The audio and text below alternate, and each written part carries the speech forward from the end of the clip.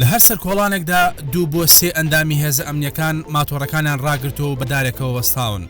ئەوان چاودەبڕنە ئەو خەڵکەی بەوێدا تێدەپەڕن، ڕێگەی چوونە ناوەی هیچ ئۆتۆمبیلێکیش نادەن. ئەوە کەشی ئەم بەیانەی شەقامی مامۆستا هەژارە لە سەقز کە ماڵی باوکی ژینا ئەمینی لێیە، چونکە ئەمڕۆ یەکەم ساڵ یادی مردنی کچەکەیان بوو. کاتێکیش ئەمجد ئەمینی باوکیشی ویستی بچێتە دەرەوە لەلایەن ئەو هێزەوە دەزگیر کرا، دوای ئەوەی هەڕەشەشی لێکرا کە بەشداری هیچ گردبوونەوە مەراسیمێکی تایبەت بە کچەکەی نەکات گەڕێنرایەوە بۆ ماڵەکەی خۆی.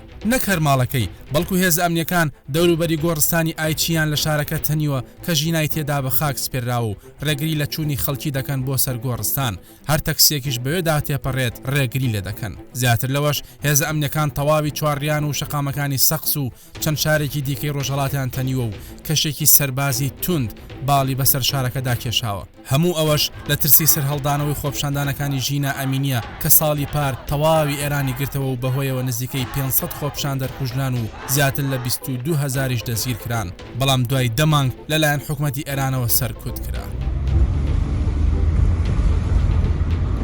جگە لە هێزی ئەمنی لە شەقامەکاندا زوو فڕینی هەلیکۆپتەرەکان دەدرێت بەگوێی خەڵکیدا وەک ئامڕازێک بۆ ترساندن و ئاماژەیەکیش بۆ کۆنتڕۆڵکردنی دۆخەکە، بەڵام خەڵکی بە شێوازێکی دیکە تووڕێی و ناڕەزایەتەکان دەڕبی لە ساڵادەکەدا. ئەمڕۆ شەمە لە شارەکانی سنە، سەقز، کامێران، بانە، شنۆ، مەهاباد، سەردەشت، دیواندەرە، مەریوان، بۆکان، پیرانشار مانگرتنی سەرتاسەری ڕاگەێنرا و خەڵکی دوکان و بازارەکانیان نەکردەوە وەک ئامڕازێک بۆ ناڕەزایەتی.